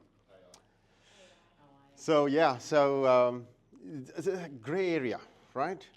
You can't really distinguish between real and AI anymore if you don't have a very keen eye for AI-generated content. It's skewered really badly, and unfortunately, our government hasn't done much. But Europe and USA are doing a lot of work on it. So you'll notice if you're on Instagram and TikTok as well, if you put anything AI, even on YouTube, you have to now put a badge saying AI-generated content. They don't let, if you're caught putting out content that are not labeled AI, they don't give you a second chance. They just take your channel out straight away. Now, talking about that, that's my bag. So good opportunity for me to showcase something that, show off, actually, no. Not showcase, show off. So we have a channel on YouTube. If you haven't seen one of these, pass it around. So that's a YouTube plug for getting 100,000 subscribers on your channel. So we are, I would like to say the only, but the first digital agency in Australia to have our own YouTube channel and to have more than 100,000 subscribers. So the reason why I'm showing you this is to tell you we know what we are doing. And we are not only playing, we are not trying to play with our customers, hard-earned money. We put, our actions into play to make sure that we test everything that we talk about on the real world, right? Just to put that into context, and Dell works hard for this, is so YouTube has 430 or 80? So 420 active creator accounts. Yeah. And out of the 420,000 active creator accounts, and there's only 33,000 channels that has more than 100,000 subscribers. So we are in the top 6 to 7, 8%, in the world of things. Thank you. Yes, very hard work. To give you some numbers, it took us about 5 years to get there, so it wasn't a easy job. Also, I had at least one dedicated creator, working on it at all times. Nervous breakdowns. Yes, nervous breakdowns. If you go to our channel, you'll notice, I'll be wearing caps, hats, wigs, the whole lot, because I'm testing what works, because the best way for me to sell something is showing the customer saying, listen, we've done this trick, look at that. Why won't you do that? Because we've tested it already. We know what works. And if the ROI is good, why not? So I'm just laughing about me wearing a wig on social media to capture. Oh, trust me, I've done much worse. I even have a video me in the dunny, saying, I'm in the dunny, it's the time. Because I wanted to test it, to see, how it works. Because Is it like the same thing when you see people eating and talking? Have you seen that? yes, because you have to be abnormal for somebody to stop and watch you, give you attention. If you're not abnormal, nobody cares, right? So There's an accountant, Natalie from, she's in Sydney. We've been with her for about 4 years now, but so she actually in COVID, she had just started her new practice. She had come out of working for someone else and COVID hit, right? And suddenly, there's nothing to do. She was actually at zero at that level. She started doing TikTok, right? Some of her videos are funny but today, she's an ambassador for CA because of that, so chartered accountant, and she drives a lot of the social media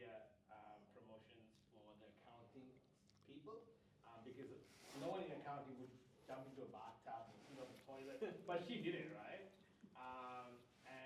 And she's got, I think, pretty sure she has like 60,000 followers on TikTok or something, and she's great in business, in accounting side. So she's someone who went out of the ordinary, and I reckon no one was probably doing it. Yeah, a lot of people weren't doing anything, interesting. Especially an accountant sitting in a toilet or bathtub, and she somehow managed to get her husband on for a few videos as well, which much has to see from him, but yeah, I mean, she made TikTok work for her. The other good thing about that is, especially service industry, if you're a plumber, electrician, whatnot, and you can very quickly generate content that is valuable for a wider audience other than the customer you are working for, right? You can say, I'm going installing solar panels, and here's the process. Let's record this, we're doing this, so on and so forth. You might be getting $5,000 installing that solar panel, but if you get monetizable on YouTube, you're making that every month without you having to do anything. Wait, so you can make money off of YouTube? Oh yeah, of course. So there are a few conditions that you have to, fulfill, but if you do, it's printing money for you, literally forever, until somebody else come and takes over YouTube, or things change, but that's what it is. Because who watches free-to-air TV? Oh, that's just 2 or 3. I don't even have a antenna. So, yeah, I know. I haven't had an antenna for about 10 years. So, it's all Netflix, YouTube, or, something else that I can. You can't watch Married at First Sight. Can you watch it? I don't have time for that, actually, which is also a good thing. But then again, you'll be surprised it's on YouTube. So if you want to watch all of the episodes, they're on YouTube, and you can watch it at, whenever you want. You don't have to record it, none of that stuff, right?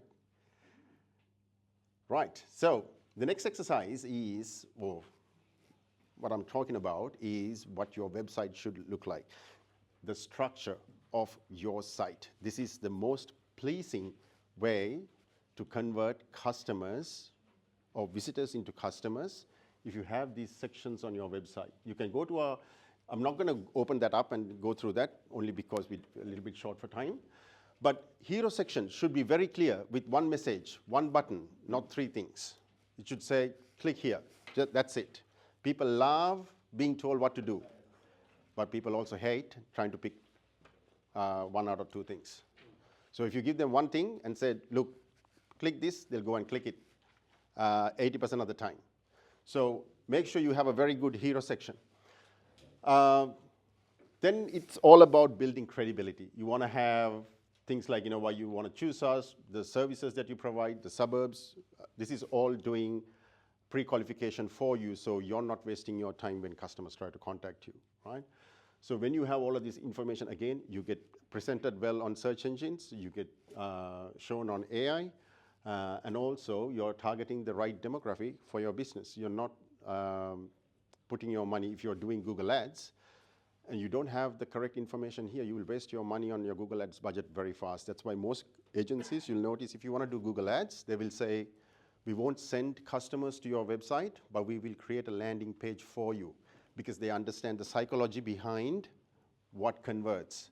Not that your website is bad, but it needs a little bit more oomph, and these things has to be there. So also, there's a trick about it.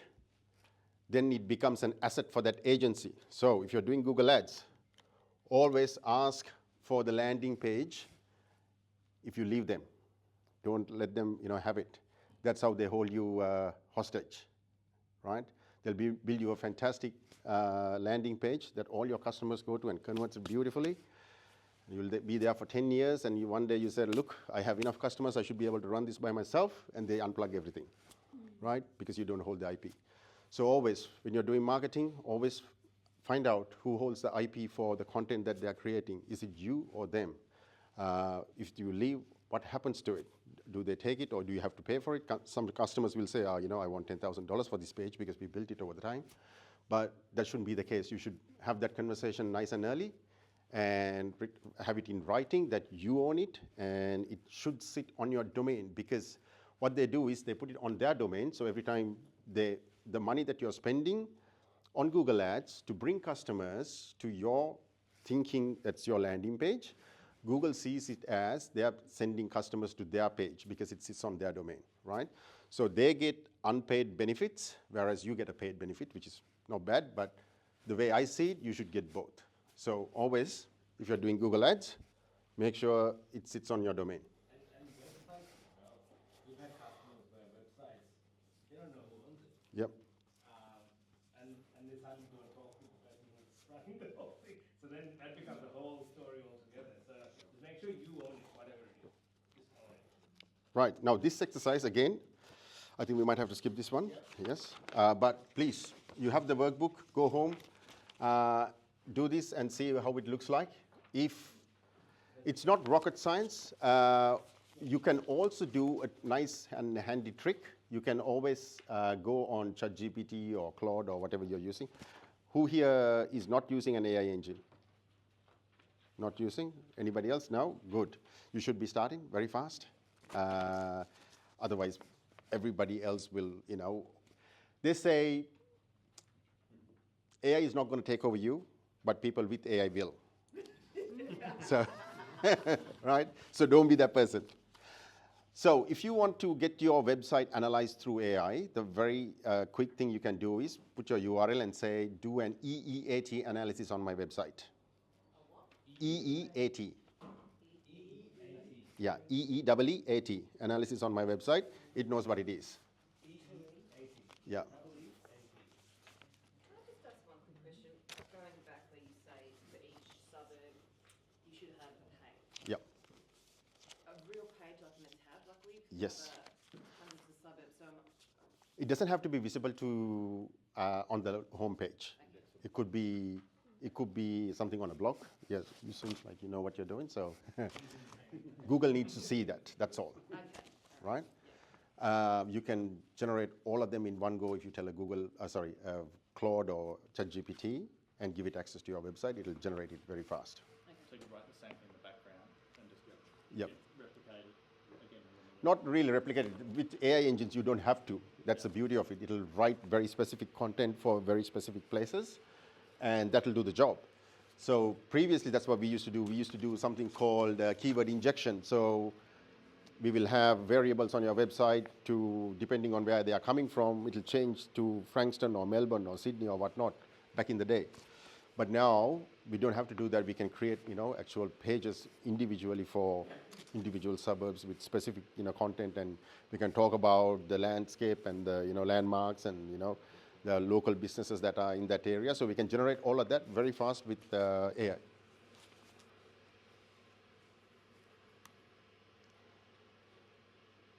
Right. Where to put your marketing budget? I think this is the million-dollar question, isn't it? Like I said, there's no right or wrong answer for this. This is all trial and error. You really have to test in all mediums. I'm not here to say it should be Facebook or Google or TikTok, or for that matter, joining the council, business forums. But you have to test all of these at some point of time to figure out what is best for you. But to do that, you have to have a budget. The thing what I always say though is, learn from every place that you go to, every avenue, every medium that you use. Write down what worked, what didn't, so you understand what's best for you. Sometimes you might not get all 10 boxes ticked, but that's the thing about marketing. If you can't tick all 10 boxes, there's a good chance your competition can't tick the 10 boxes either, but it might be the 8 that you're looking for, right? So keep trialing it out. Right, so here are some of the places that you can spend money on. Right, website SEO. SEO is a long-term game. Who here does SEO for your business? Right, 1, 2, 3, 4, 5. 5, okay. What are your thoughts on SEO? Yeah, long term, you have to do it for, well, besides sell it, I do my own SEO. I'd say to clients that you want to be doing that for at least 6 months, build up the history in Google. Yep. Yeah, effective organic searches. 100%. James actually looks after the chamber website. Yeah, I do. Oh, well, there you go, right person to talk to about SEO then. He just says he does. What about you? You said you're doing SEO? So I've done it on my website, and like everything with SEO. I understand it's just a long-term What is your sentiment around the money that you spent on it? I didn't spend anything on it. Oh, you did everything by yourself? Right, okay. Just show me what to do. Right, okay. Anybody else who's done SEO? What are your thoughts?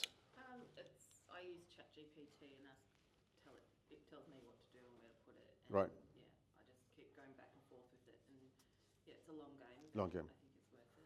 Right. Now I hear the word AI or ChatGPT. We work with AI a lot.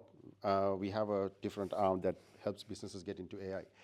AI, we're going to talk about this in a little while, but I'm going to talk about this right now because we rely on AI a lot, but AI is built to please you, right? So if you tell it do SEO, it'll do the bare minimum. It'll be like any intern that you buy or any person that you hire to your company that wants to please you and will do the bare minimum. It won't tell you the deep down errors that you have that you need to fix or what cost you money, because again, its only purpose is to please you, right? So we have to be very careful when you're using AI to do activities that will cost your business or your well-being, because like I said, SEO is a long-term game, and you're spending time on ChatGPT thinking that you're doing SEO for 12 months, and then somebody else comes and goes, what have you been doing? None of this is real value, and you lost 12 months, right? But at the same time, if you are really good at giving it the correct prompt to tell this is what I'm looking for, this is the kind of SEO that I'm after, there are a lot of good books that you can refer to, and you can say, look, use Marketing 2024/7 by so and so on, or Neil Patel or Gary Vee or whatnot, and use those techniques in my website and give me what I need to do to comply with those. It'll then go and research about all of those books and then look at your content and give you what you need to do to comply to that, right? So yes, it'll work, but you have to be very, very careful how you go about it. I use Prompt Cowboy to give a better input into ChatGPT. Right. One of the products that we use is called Search Atlas, which is very new. It's $100 a month per site. But it is purposely built for SEO using AI, and it does all of the work that you want to. Again, if you want to do it yourself, I would recommend trying it out. It's called Search Atlas. The next thing is social media. There's organic and paid. Anybody spends money on social media? All right, okay. Again, your thoughts? I think I'm similar to what somebody else was saying earlier in Facebook. I've had pretty average experiences with Facebook, and I run social media campaigns for clients. It's very mixed. It really depends on where the audience is and how they're searching to get there. Yep, 100%. You've got to know where your audience is. Yes. Social media people. So we say if you want a mature audience, go to Facebook, because your parents, us, we are all sort of in Facebook. That's like the happy place that we can go to very easily, right? Who here uses dating apps to market? Yeah, it's a real thing. It's a real thing. That's the new generation, right? Health clubs, dating apps, you can do marketing on them. And that's where all your youngsters are, right? If your product is appealing to them, that's where you should be. If you look at Instagram, that is aging population, right? That is your 30s to about 50s in your Instagrams now, right? So yeah, it is an aging population. we get probably about 60%, we're guessing, of our clients come from social media. There you go. And Brilliant. that age bracket. 100%. So if you're looking for really wealthy people, we have a lot of money to spare, that's your Facebook account, Go on Facebook, they have the money. Also, there are people who have no money whatsoever, so you have to be able to filter them on Facebook, otherwise you lose your money. If you are especially a mortgage broker and you say, call me if you want money, your inbox will be full in 2 minutes, right? Because everybody wants money. But if you say, you have to have these things before you send me a message, then we're like, oh, yes. Nobody will. But it's a thing. So you have to test every platform to check what it is like. The good thing about getting one of us to come and have a look is we already have that data, so we can tell you, right, you know who your clientele is, who your target market is. I think this is the best way to go about it. So social media organic is you doing your own thing, stories, reels, post, and all of those things can be fully automated through AI these days. Also, if you have the budget, you can get creators to come and do the creative part for you. Then email marketing. Who here does email marketing? Right, works? Yeah, it does. Percentage-wise? Percentage-wise? Very high click rate. Very high click rate, okay. So, a lot of people, if you talk to them, people think email marketing is dead. It's certainly not, right? So, we have success from about 5 to 7% of emails becoming actual paying customers. So, every 100 emails you send, you can convert about 5 to 7%. Now, if you get AI to do that work, it drops down for about 3 to 5%, but it still works for very little work that you have to do. So email marketing is very, very alive. Don't be fooled by it. The other thing is, with AI and scraping bots and all of that, it's so much more easier to find emails for potential customers than in the past. With TikTok and social media and Facebook, they lock you down and they won't show your advertisements or whatnot, organic ones, unless you're paying them. But with email, you don't have that problem. You can go straight into their mailbox. Yes, there are tricks. If you send more than 50 emails a day from your mail account, you will get blacklisted. No, 100% guaranteed. So you got to keep your emails under 50, or you have to have multiple accounts from different domains, right? So there are a lot of tricks that we employ to make sure that your content that you're sending out, could be a newsletter or whatnot, that actually lands in the inbox instead of a spam or your bin. But it works. So we also have a program that we will talk about later on, that we will find your potential customers, build a database of 1,000, and then create an automatic mail plan that sends emails at certain times for a 3-month period, and we only charge you one-time fee. So that has a lot of success, and we know we've been using this for about 3 years now, one of our best-selling products. Google My Business, I spoke to you about. Print and local media, yes, it works. It works if you're in the right industry. If you are a realtor, you will see your letterboxes are full with all of that information. If you're going to Aldi, you will have printed material all the time. Coles, all of those places, yes, it works. The problem is there's a lot of noise in your mailbox, the physical mailbox. So how you're trying to cut through all of them and get into the fridge magnet, or the car window, or your wallet. How are you going to get your message into those places are the most important parts. Again, you have to test it. There's a lot of ways you can do it. It is not cheap anymore. And also the problem with printed material is you can't really track how it's converting. Yes, you can. Yes. Not as good as digital though. That is the only problem. But with mine, I've got QR codes, and it's called hover code. Yes. Every time someone scans it, I get the analytics of it. Yes, but they have to scan it, right? If they read it and calls the business, you would know where they came from. Yeah. Yes. So that's the thing. So with printed, yes, it works. I'm not saying it doesn't. Like I said, I'm all for it. For certain businesses, it does work. The only thing about that is it's a bit difficult to give you the correct numbers. Yes, you can get numbers. I'm not saying it is not, but it's a bit difficult to get the numbers. Now, these are some of the numbers that we've had in the past.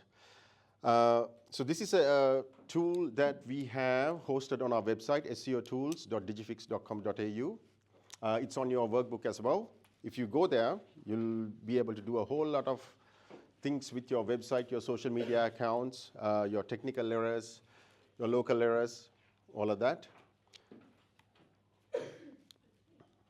Right, we're coming into the interesting part of the thing. I'm hoping 11:30 almost. I think, do we have 10 minutes? This part, I think a lot of people, if they use AI, will know, but you can just run through it. Yeah. So like I said, I think I've touched base on this. AI, treat it as a baby. right? Most people will try it a couple of times and say, oh, no, it doesn't work.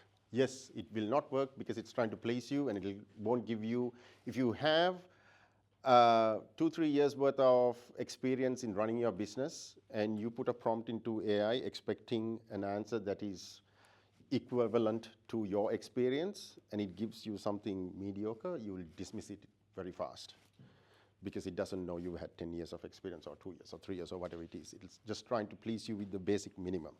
But if you tell it, I've had 10 years of experience doing this, so give me something better than that, it'll try and research a little bit harder, right? So those are the little tricks that you have to do. Again, with AI, it learns with you. So we always say AI is like having a baby, right? You don't throw it out because it doesn't walk on the first day. It'll most definitely won't, right? But with a little bit of guidance, teaching, and giving it some access to the tools that you have, or giving it documentation that you've been using in your business or processes, it'll start to do things a lot better than what it initially did. Again, do not dismiss it because it's a very powerful tool. With agents coming in, it's getting even better, right? We have a system called Hermes. Anybody who's heard about OpenClaw? Hermes? No? So these are agent swarms. So I have in my phone, if I on my WhatsApp channel, I have an AI agent sitting there. That's my manager. I can send anything to it. So I take a picture of this room, and if I tell it, can you find everybody on this room, it'll actually give it a good, genuine try. It'll do all your face scans and tell me who's in the room, right? Not just that. So I go to BNIs all the time. And one of the things that I found out by accident was I took a couple of pictures of the leaflets they gave, and it had the name badges. So I said, I want to try and find a way to reach out to these customers, potential customers. And it said, why don't we send them an email? I said, not going to work. I don't like sending just emails. They said, all right, how about we send a digital footprint analysis of each of these customers? I said, fantastic. So I left that conversation, went back, and we did a similar thing. And then came back, and a couple of the people at the table said, oh, thanks for sending me the email. I'm like, what email? I'm thinking that we just stopped that process, but to see they've done digital footprint analysis for everybody in the room and sent that out, right? Does that make it non-personal? No, it's very personal because it's about your business. It scans everything about what it can find on the internet about you. But to your customers, when they want, No, it's gone out from my mailbox too, right? So it has my signature, everything. The only reason for that is because I've given it access to do it, right? But I specifically mentioned not to send emails, only to draft from the very beginning when we started, but it omitted that, right? Taking over. Yeah. Yes. So what's the difference between, your chat, your Claude and STEM to an agent? These do tell us what we want to hear. So what is an agent? Is that a more honed one that can you not So do that? agent can have very specific skill set. So I can have an agent that looks at my reviews and just manages my reviews. So when I tell my manager, how's my reviews looking, it doesn't go and look for the reviews. It'll say, hey, review agent, how are reviews looking? And it would automatically know everything about reviews, right? So it's sort of like a sub, can you do a sub? That's right. Agent of Claude that is specific? 100%. The reason why we need agents in some way is because we are using tokens every time we use AI, and tokens can be expensive depending on the LLM that you're employing, right?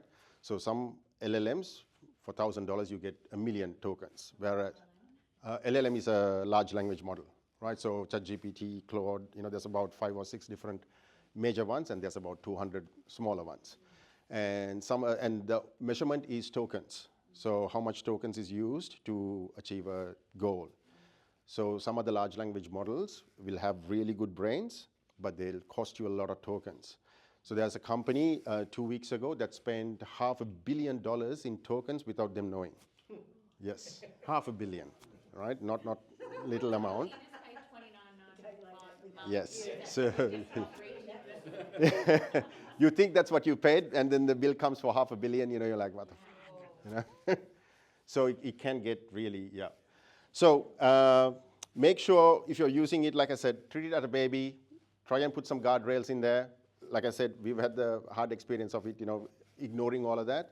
So if you don't want to give something access, don't give it access. Just don't give it access and tell it not to use it because it will, right? So keep that in mind. Oh yeah, it is. Right. Right. These ones, I am going to go straight. Yep. Right. We did this as well. Yep. Facebook post. Right. So Facebook post. If you want to do Facebook post, I'm going to take 5 minutes. Sorry about this. Is anybody tight for time? Can I use 5 minutes? Yes. All right. I'll promise you I'll take 5 minutes. 1:13. Okay. Only because I think this is very important. This is where you guys are heading, and this is what you can do right now to get a leg up, right? So if you want to do post on Facebook and all your socials and you don't know how to start and you don't have a budget for it, ChatGPT, you pay $30, will do amazing artwork.